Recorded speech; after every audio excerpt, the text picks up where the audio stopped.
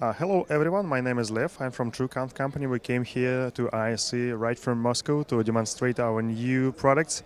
Let's have a closer look at our new solution, which is called TrueConf Group.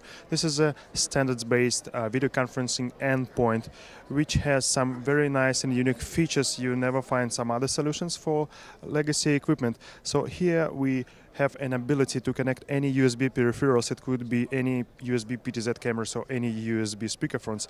For instance, we have here the very new device from STEM Audio called table speakerphone and a regular PTZ camera.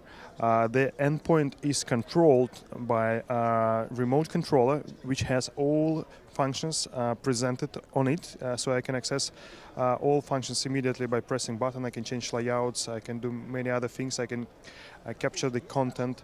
The endpoint has built-in MCU, that means I can connect multiple sites together using this single device.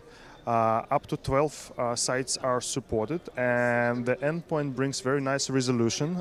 It supports the resolution up to 1080p with 60 frames per second.